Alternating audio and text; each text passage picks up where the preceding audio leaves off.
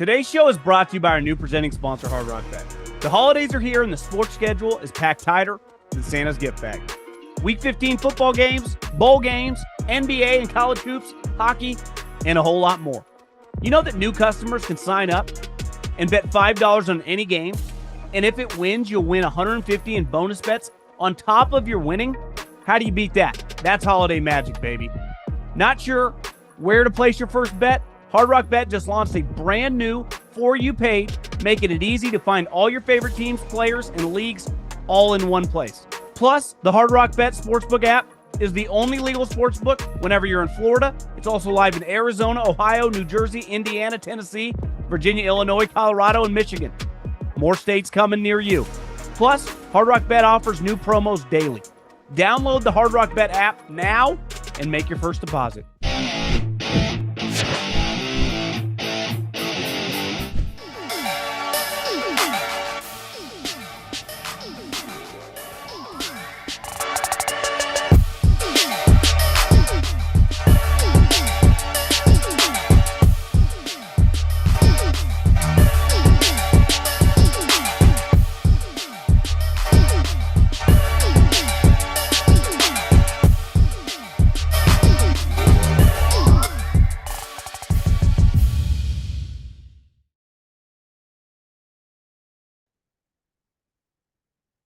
What is going on, everybody? John Middlekauff, 3 and Out Podcast, Monday Night Football. The Philadelphia Eagles go down in overtime to the Los Angeles Chargers.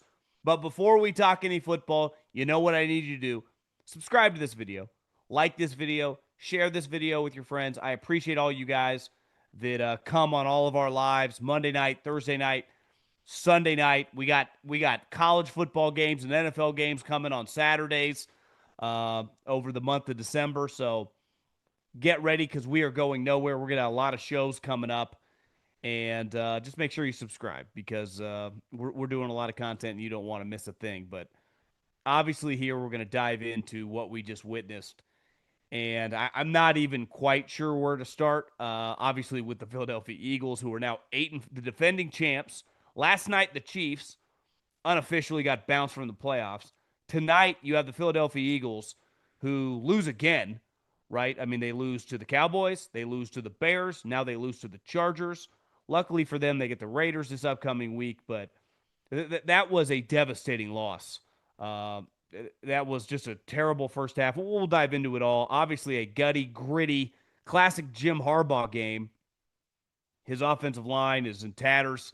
His quarterback's got a broken hand, not playing that great, and they win by a field goal in overtime. So we'll dive into everything there. Phillip Rivers, who turned 44 today, will conduct a workout with the Colts tomorrow to see if he can be their starting quarterback, potentially this week. Sign me up for that. I can't even imagine. I mean, Phillip, I'm recording this at 10 o'clock Mountain West time. I think Indy's East Coast time, probably midnight. He's probably asleep. His alarm's probably set for about 4 a.m. to start stretching that old body. So we'll dive into that and just some overall thoughts when it comes to the Colts because they made a really bold decision. Shedeur Sanders, some news there, and the Heisman kind of candidacy, not candidacy. I mean, the final group was announced going to New York this weekend. All signs point to Fernando. I didn't really talk about last night, kind of that performance on Saturday night.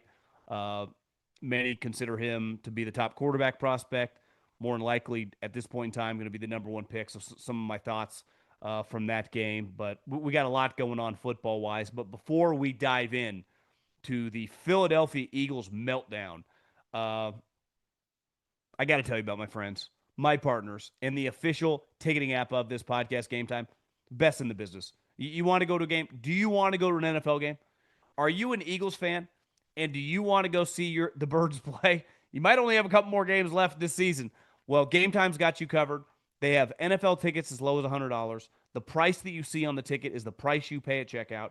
NBA games, NHL games, concerts, comedy shows, you name it. They have access to everything. I've used every ticketing app known to man. They are by far the best. So take the guesswork out of buying tickets with GameTime.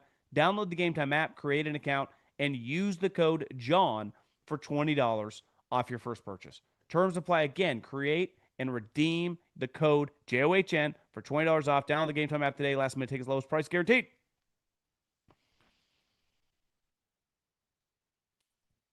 I didn't see this coming. Now, I took the Chargers money line in this game, but it was more just like kind of being counterculture. I don't even necessarily know if I believed it. And, as Herbert's playing with the broken hand, their offensive line, I would say the majority of this game, even as the Eagles were turning it over and turning it over and turning it over, I still never really believed that the Eagles were going to lose this game sitting on my couch. And when the game ended, I went, you know what? They deserve to lose because tonight's a great example Jalen threw four interceptions. Two of them are 100% his fault. One is clearly on A.J. Brown, who's whenever his commercial runs during Eagles games, it's hard not to laugh. Him talking about like basically demanding the ball. It feels like he wrote the script for that commercial that is basically he wants broadcast in Jalen's locker. But if you are going to keep saying this, and I've defended him, he had an awful drop that led to a field goal that tied the game. He had a play in the corner of the end zone that probably ends the game, essentially, if he catches it, and he dropped the ball. Now, he did make some plays, but he had two crucial negative plays. But, like, you watch the Eagles, I was thinking about this. Would they fire their offensive coordinator tomorrow? And my answer in my own head was probably not. Short week. Sirianni just claimed that he had a stronger hand in everything they were doing. And they came out the game and they were just atrocious. And Jalen was, that's as bad of a first half as you're going to see in probably football history. Not just him, but the overall operation of them and the Chargers playing offense. But just intercepted multiple times. He literally had a double turnover play. But in the second half, after they run a great play, the fake tush push, pitch to Saquon for a long touchdown. He's running like 25 miles an hour. You went, okay, listen, Saquon shows he still got it. Start giving him the ball. I know your offensive line's kind of in shambles. I know the Chargers are pretty good on defense and their defensive line is stout. But how about this? Once he scores, the Chargers get the ball back. They go 3 and out and they punt. It is 16-3. There's like 10 minutes left in the game. How about this? Instead of trying to throw the ball and spread this thing out, like we got Joe Burrow playing quarterback, you got a guy that's clearly a little off tonight. Your offensive general's a little off. Start running the ball, settle things down. What do? They throw the ball, and the worst thing that happened is they get a 19-yard gain. The next play, A.J. Brown drops it. Chargers get the ball, and then boom, they score in 16-16. And I just think too often there's no identity, rhythm, or any clear idea of what they want to do. It's kind of just we're trying to prove that our guy can be like some elite passer. In a game where how many touchdowns the Chargers scored tonight? One? They scored one touchdown tonight. The Hampton pass. They scored one touchdown tonight. Just kicking field goals left and right. For Saquon Barkley only to have 20 carries is pretty insane. And you essentially played 5 quarters of football. Like, how does Saquon in a game like this? You look at Jim Harbaugh. Herbert had 10 carries, and a lot of those are called carries. Hampton at 13. I didn't think he looked that good. Vidal had 14. So between the two of those guys, they had 27 carries. They had 7 more carries than Saquon Barkley. I get that Jalen and maybe the franchise, no one's told me this, but have gotten away from like, he's not a running quarterback. He's just a passing quarterback. Even though a positive attribute for him as a player is his ability to run. Like, Justin Herbert's out there. He has a broken fucking hand. They can't stop his elbow from bleeding. They're using like all sorts of different ointments and contraptions on it to stop it. The sideline reporter said that they tried like 4 different things. They couldn't stop it from gushing blood. And they are just calling quarterback keepers, and it's working. Why? Herbert's an elite athlete. Do you know what Herbert also is? Now, he wasn't tonight, but he's a pocket passer. Like, he's a great thrower of the ball. But it was like, we got to do what we got to do to win. And you're looking at the Eagles, whose offensive coordinator and clearly Sirianni's involved. It's like, we got to pass. How does Jalen have 40 pass attempts in a game like this? Like to me, you would think like if Ben Johnson or Kyle Shanahan or Jim Harbaugh had the Eagles team tonight, I feel like they had 25 rush attempts. I feel like they would have had 45. And it's like, okay, you're going to stop us sometimes, but eventually, this guy that we're paying a ton of money, that was arguably like the MVP of the league last year. I know he's had, a rough season, but has gotten his mojo back a little bit. We're going to ride him till the wheel. We're going to ride him like Secretariat. But that's just not how the Eagles have really operated, especially with Kevin Patola.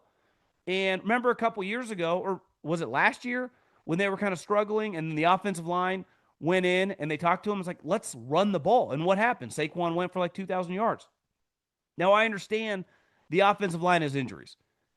Landon gets injured tonight. He comes out, he goes back in. Lane Johnson's out.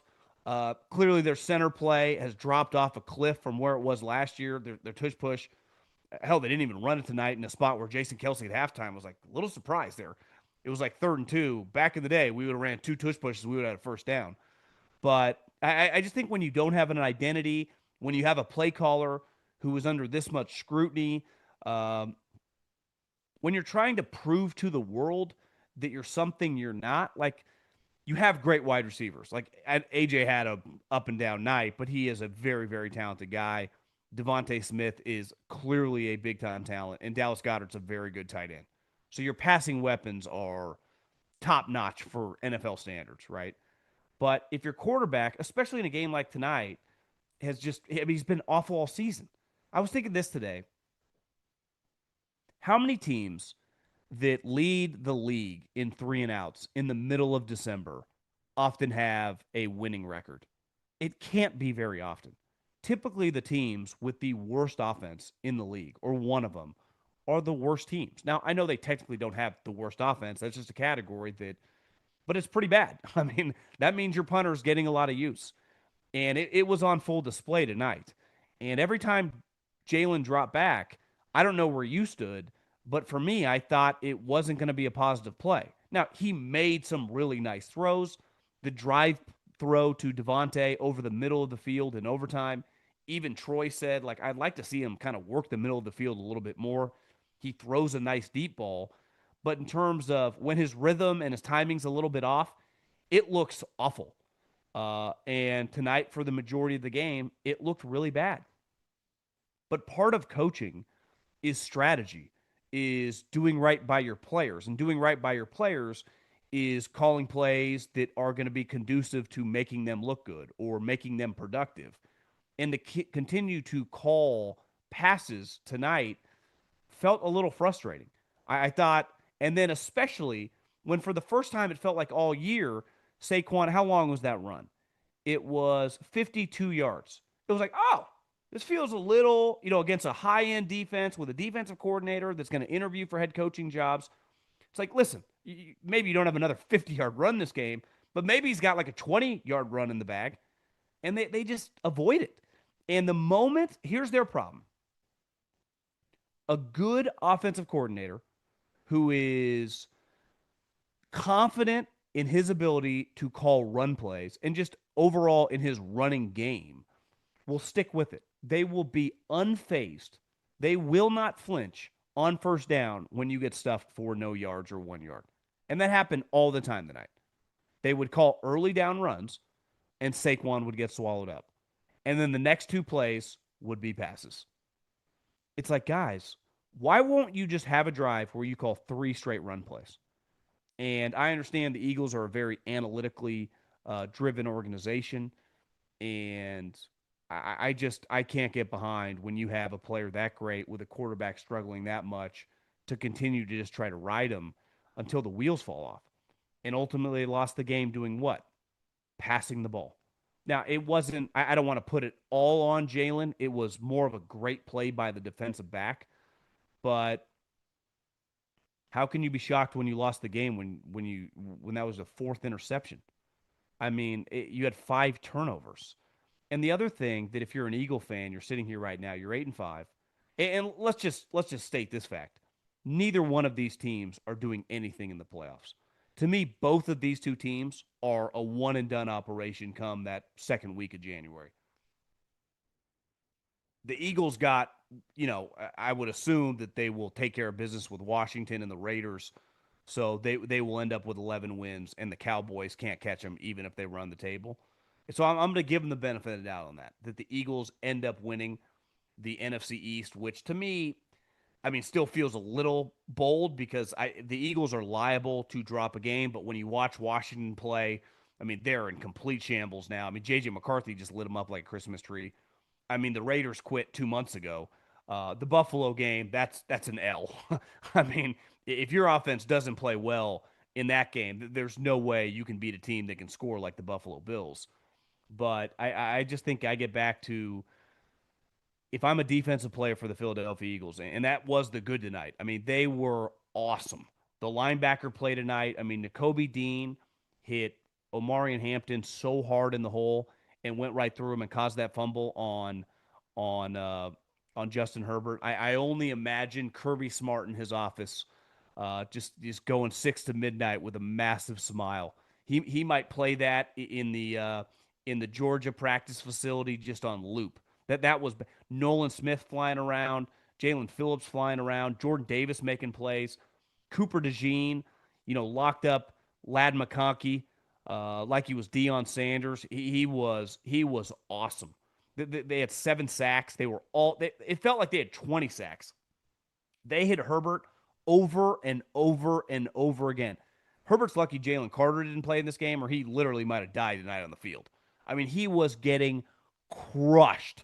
There would be times when he went down, you were like, is he going to break his hand again? So the Eagles defense was awesome. But when your quarterback and your offense is turning it over, I mean, they literally turned it over twice on a play. He threw the pick, which was a terrible pick. Then the obviously the defensive lineman is thinking, I don't know if he's thinking pick six or what he's thinking. Definitely doesn't think he's ever going to end up with an interception. Gets the ball knocked out. Jalen gets it, and he immediately gets the ball knocked out. And that kind of summed up and was symbolic on Philadelphia. And here's the thing: I've lived in this town. It is an intense place. It can thrive on negativity, and that fan base has to hate this team right now because they know there's a lot of talent. Like that's the thing with the passing game. Like I watched these two wide receivers and a tight end dominate and be a huge reason our team won the Super Bowl. I watched this running back who was a local guy ball out since high school to Penn State. Then we finally get him from the New York Giants, and he runs for 2K. And he looks like Walter Payton doing it. And now we just consistently go away from it. Even the night when a play worked, like we won't go back, it doesn't make any sense. So I'd be a little surprised if we wake up in the morning and the offensive coordinator has been fired because who else are you going to put in that position? But we have seen teams late in the season. Remember a long time ago, John Harbaugh fired. I think it was Cam Cameron late with like 3 games to go. Remember a couple years ago, the Eagles made a move with their defensive coordinator. That might have been middle of November with Patricia. They are not afraid to do bold things, and I would imagine Howie and Jeffrey. You saw the smile on Jeffrey Lurie's face after that tush push goes 50 plus. Because he's like, God, we got so many explosive players. Why don't we have more explosive plays? And the answer is the offense is just broken. There's no rah-rah Newt Rockney speeches from Nick Sirianni in his Eagles gear with the Italian flag on the side of it that's going to do a goddamn thing. Your passing game is broken. It doesn't work. Your offense does not work. And I think the frustrating thing is for them, AJ makes a ton. Devontae makes a ton. Goddard makes a ton. Saquon makes a ton. Obviously, the quarterback is very highly paid. So it's not like we got a bunch of random guys out there. We're paying premiums for this operation, and it's simply not working. And to lose a game tonight to a team that basically has no offensive line, I mean, they literally lose one of their backup offensive linemen early in the game. They cannot block anybody. They barely have a run game. How many yards the Chargers ran for 170 yards, but 66 of those were the quarterback. Hampton has 56 yards. I guess they ran for a little bit better than I thought. But I mean, I just thought how do we lose to that team? It's essentially a home game, 5 hours away. That's a devastating loss for Philly. And like I said, I don't see them winning a playoff game. There are some shades of 2 years ago when that team just unraveled and then they got blown out in the first round by Tampa Bay. Kind of feels like that's going to happen again this year. And like when I confidently said that they're going to win the division, I do have a hard time seeing the Raiders or the Washington team that I just watched last weekend beat them. But when you're playing this poorly on offense, and your inability to get first downs, your the turnovers tonight. Obviously, it's one of the worst games he'll ever play in his entire career. But like their offense has been operating like this just without the turnovers, right? I looked; they averaged 22 points a game. They scored 19 tonight. So I mean, this is kind of the Eagles' operation. And typically they win because they're not just giving you field position like they did tonight with some of these turnovers. But I thought the play calling was atrocious, and I just don't really know where you go from here. Like, there's not a fix in the middle of the season. It kind of is what it is. And buckle up because I think some stories are going to come out. This thing's going to get weird. AJ, I don't know if he really has a leg to stand on in terms of talking shit after this game. I'm recording this was they're probably, talking to the media in the locker room. But when you have a bad drop and another drop that leads to an interception, you kind of just gotta bite the bullet and be quiet. But man, just an embarrassing performance down the stretch by Philly, and they are. There's no really way around it. They're in shambles right now. I mean, you look the Cowboys game, they're up 21-0. They lose 24-21. Bears game, they get their ass kicked. 24-15. Honestly, that doesn't even do it justice. And then the Chargers game tonight. They are very, very lucky that they get Pete Carroll and the bad Raider team. And the Chargers, I mean, I have no clue how they're 9-4. I mean, I really don't. They can't protect the quarterback. Their quarterback has a broken hand. His passing, I would say his prowess is a little off. I mean, he missed a couple throws tonight that he should be able to make in his sleep. He didn't look very good tonight. Passing was very hit or miss. It looked like their passing game in terms of routes. Like once upon a time, when I lived in the Bay Area, Greg Roman was Harbaugh's offensive coordinator, and Vic Fangio was defensive coordinator, and the team kind of fell apart in 2014. Trent Baalke's daughter famously threw out a tweet that said "Fire Greg Roman," kind of went viral. And you watch Greg Roman tonight. Ravens fans will say this: passing game isn't really his thing. It's like neither of these teams schemed easy ones. When you watch Kyle, when you watch McVay, when you watch Ben Johnson, there should just be some easy plays throughout a game like this. Maybe a quick screen, maybe a running back screen, but they're just calling these long dropbacks for both these guys. Jalen is struggling to pass. Herbert, they can't protect him. Like, what are you guys doing? I don't pretend to know more football than Greg Roman or Kevin Patula when it comes to the board, but I can confidently tell you that I've watched enough football to know are you just too stubborn to go, let's just try an easy one here? Or let's just try a quick screen. Let's just try a quick wide receiver screen. Everything is down the field, especially with the Chargers. It's like, guys, you cannot protect against this Georgia and Alabama front. It is not going to work. Their linebackers look like Ray Lewis right now. You're going to get this guy killed. He's literally playing with a broken hand. And they just kept calling those plays. And he kept getting crushed. I'm telling you, he's sacked 7 times. That doesn't feel like what I just witnessed. But they're 9-4. They feel like, I mean, if they split these last 2 games, they're definitely in the playoffs. I feel like this is why coaching matters. Jim Harbaugh, his teams, there's a toughness, there's an identity. I think they're definitely passing the ball a little bit more this year than they have in years past. But their schedule is pretty hard to end the season. They go to the Chiefs this week, which is not going to be an easy game just because the Chiefs are going to keep trying. Then they go to Dallas. Then they get the Texans, who literally might kill Herbert. And then they go to the Broncos, another incredible pass rush. So I'm fascinated to watch the way this shakes out, but props to the Chargers for pulling this game out of their ass because I thought they were in major, major trouble. Speaking of the Chargers, uh, their former quarterback, Phillip Rivers, he turned 44 years old today. As Adam Schefter tweeted out, he is a grandfather. Let me repeat. He is a grandfather.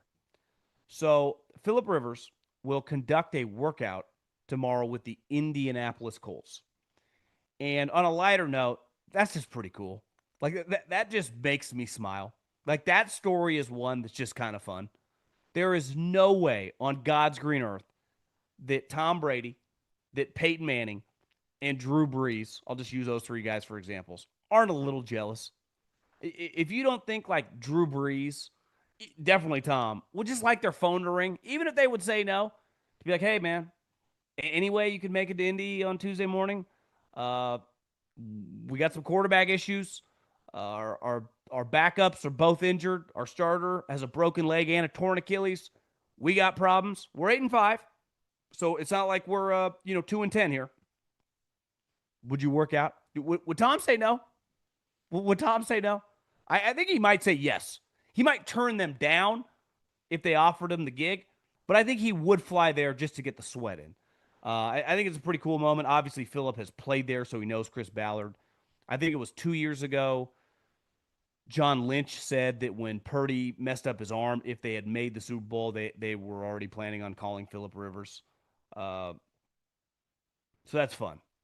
I also think it's a little bit of an indictment to the situation in which they found themselves in. We were talking about this offline earlier or last night after we did the show that Chris Ballard. I've said this forever. I respect people that are aggressive in life. Charlie Munger has this thing: when you have an advantage, bet big.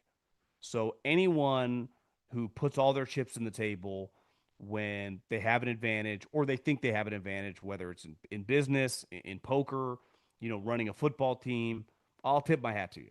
There are no guarantees in life. There's only a couple, right? Death and taxes. So even when you do have an advantage and you bet big, doesn't mean it can't blow up in your face. And I think Chris Ballard, looking back, I think he has operated recently a little bit more out of desperation than thinking he had an advantage. A couple years ago, he takes Anthony Richardson, a guy that had 13 career starts in college, and for the most part wasn't that good and was an enormous risk. A couple years later, clearly blows up in his face, and he essentially has to bench him.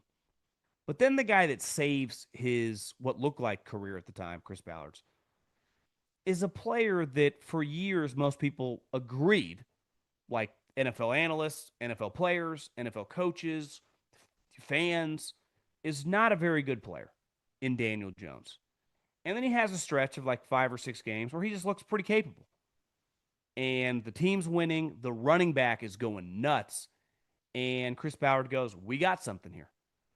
And right before, the trade deadline ends, he makes, I mean, I don't want to say the biggest, but I mean, there aren't that many in-season trades for a player that cost you two first rounds, 2 first-round picks, and the guy's making $90 million. That is a massive bet. But the moment he made that bet, I remember my take was he bet that like Daniel Jones is going to be his quarterback for the next several years. He made that bet on Sauce Gardner, and Daniel Jones wasn't even under contract for 2026. He hadn't even given him a 17-game sample size on his own team. You could argue it was borderline reckless more than it was super aggressive.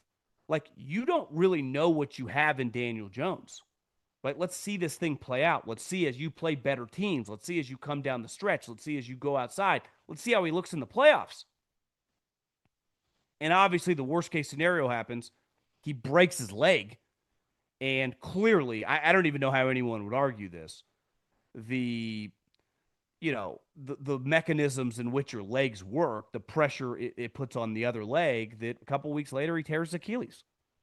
So now you have a guy that's not even under contract next year with a broken leg and a torn Achilles in late December, which I'd say that's not Chris Ballard's fault, but you were also betting on that player essentially like he was a Josh Allen, Joe Burrow, like an elite player. Because if you're going to make one of those trades, you think you have a team led by a quarterback. Sean McVay's done that, and he did it with Jared Goff. And even by the end, he was out on Jared Goff. But Jared Goff has proven like he's a high-end quarterback. If Jared Goff was your quarterback, you would feel comfortable doing something like that. It's a lot of Lions fans have said, why don't we get more aggressive? And you could have made the argument for whoever the guy is, you should be more aggressive when you have a Jared Goff. He's not Joe Montana, Aaron Rodgers, but he's a really good player that you know is going to be your starting quarterback for years. Chris Ballard and the Colts could not have known that about Daniel Jones. He literally wasn't under contract next year. And we hadn't seen him play in real meaningful games. What if you're one and done in the playoffs? Would you still do that same deal in the offseason? Probably not. So he made a big bet. Like it's not his fault that Sauce Gardner or Daniel Jones are injured. But I think if you look at the way that his mind worked to go about that deal, it was a little flawed. And they're in complete shambles right now. They're depending on a 44-year-old Phillip Rivers, which I hope. I mean, the 49ers play them in a couple weeks.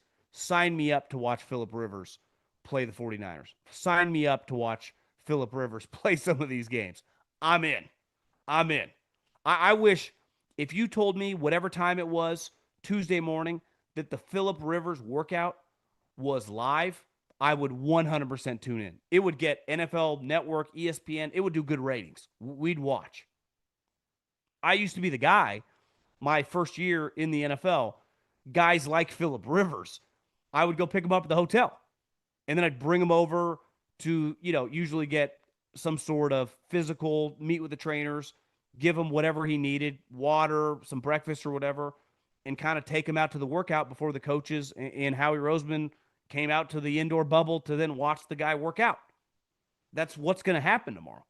Now, it's going to be a much more serious workout than just your typical Tuesday workout throughout the league of some DBs or wide receivers or offensive linemen. And this guy might be your starting quarterback, which would be insane.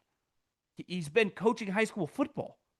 Even if he has been working out, and clearly I respect Phillip, his love of football. I've always said I wished he would have gone into broadcasting because no one, like this guy likes football like John Gruden likes football.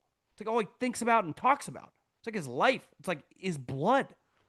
But when you're in this position, it shows you they're in major, major trouble, man.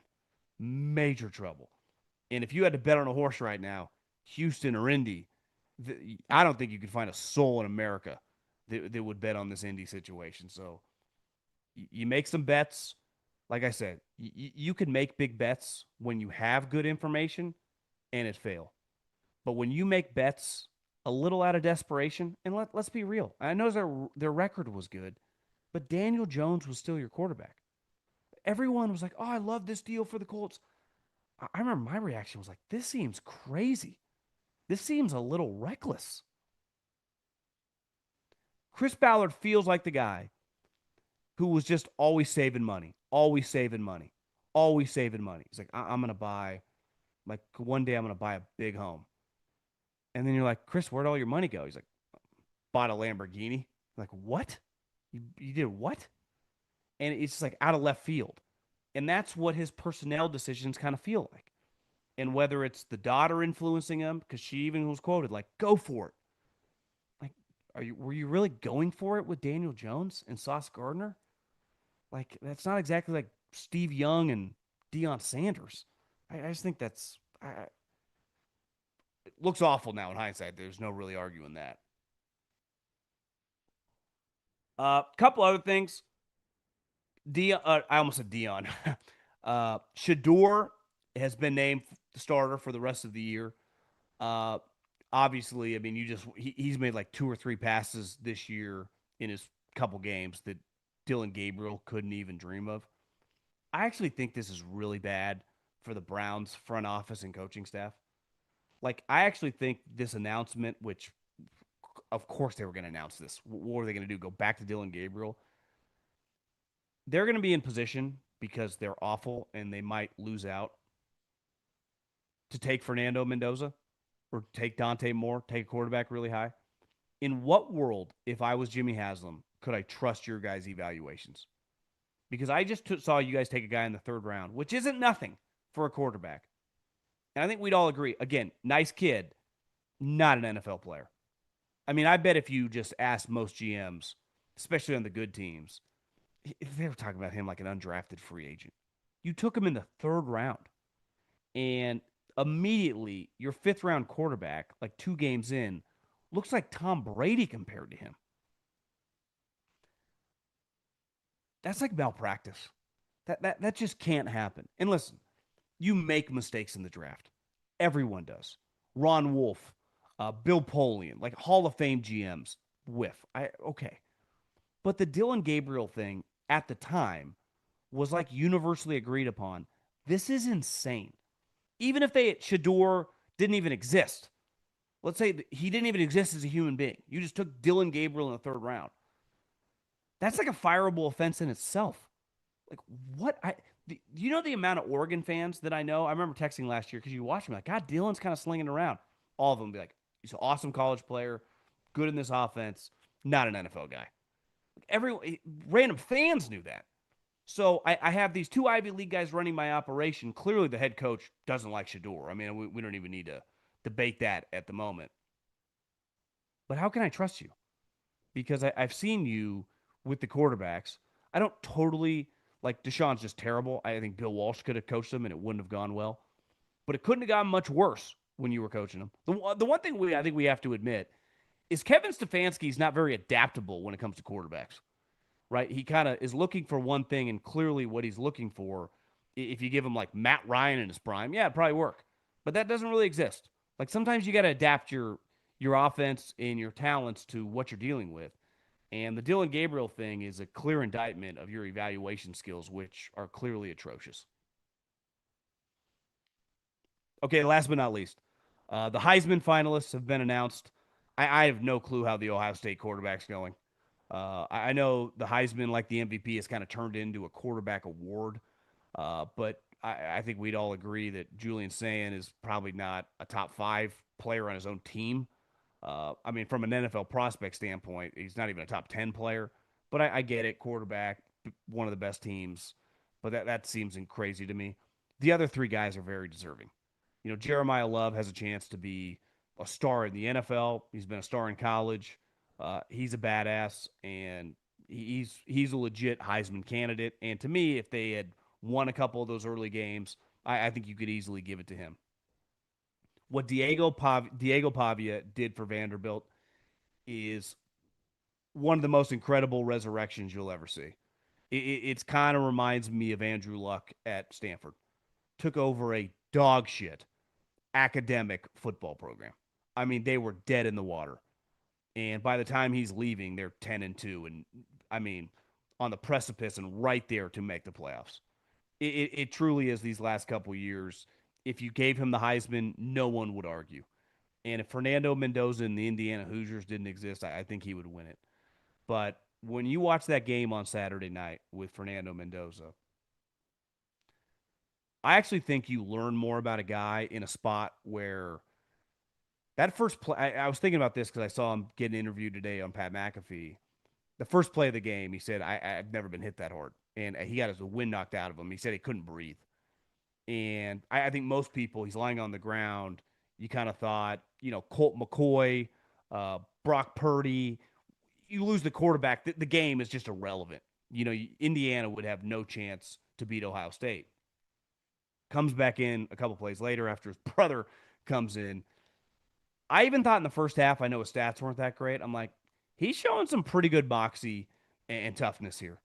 And he's just kind of feeling his way out. He lost his, you know, some might say his best receiver, second best wide receiver. He's just kind of feeling his way. And he didn't make any huge mistakes, right? He didn't knock their team out of the game. But there were a couple throws where he changed arm angles with a blitzer in his face. Obviously, a couple of those deep balls. I thought from an NFL scouting perspective, like, That was pretty impressive. And I know he's a little goofier, like Kirk Cousins, but if you watch the way his teammates on the dais and where Klatt is given the championship trophy and the game MVP trophy to him, the way they embraced him and got so excited and the smiles up there with his guys, like this is not one of those Kevin Costner movies when no one shows up at his birthday. Clearly, they like him a lot.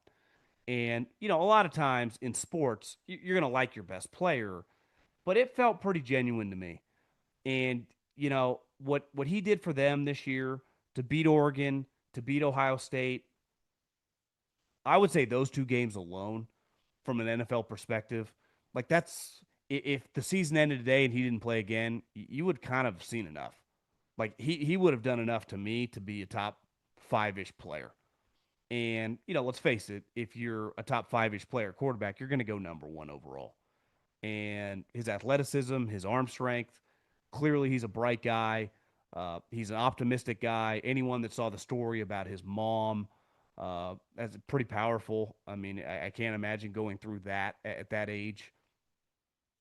I was blown away. I was really impressed. Not that I wasn't a fan, but watching him against that team, against that defense, and he was telling Pat McAfee today, he's like, it's not even fair going up against Matt Patricia calling with those defensive players. And him and his offensive coordinator just found a way. And it also shows you the power of good play calling, wide receivers coming down with the ball. A lot of stuff's out of the hands of a quarterback.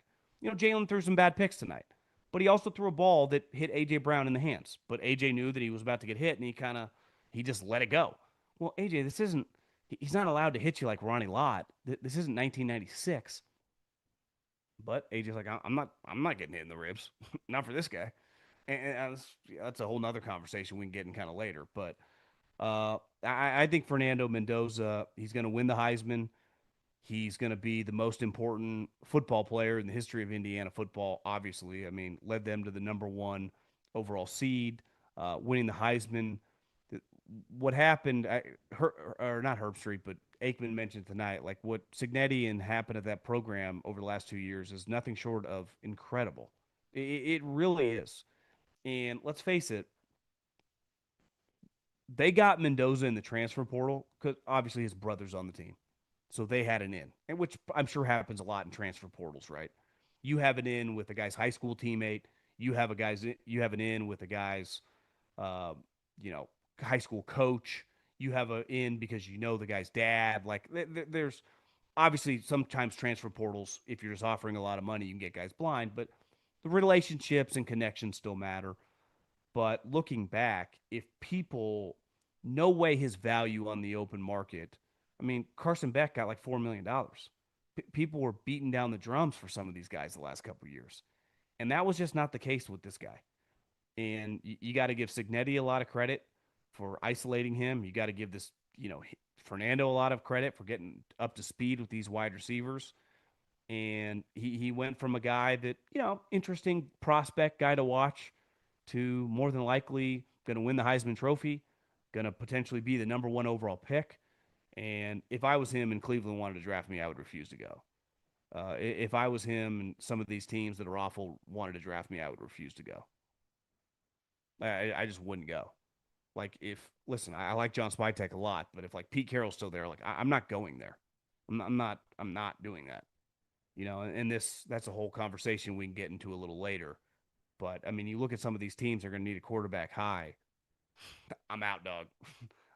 I'm out. Even Caleb give. I think some of the things that happened leading up to the draft process were a little egregious. But the one thing they were right on is like Eberflus, the Bears, and they were right. Now, once they got Ben Johnson, going to change his life potentially. So it does matter a lot. But Fernando Mendoza, Kirk Signetti, what an incredible story. Adios, guys. See you tomorrow.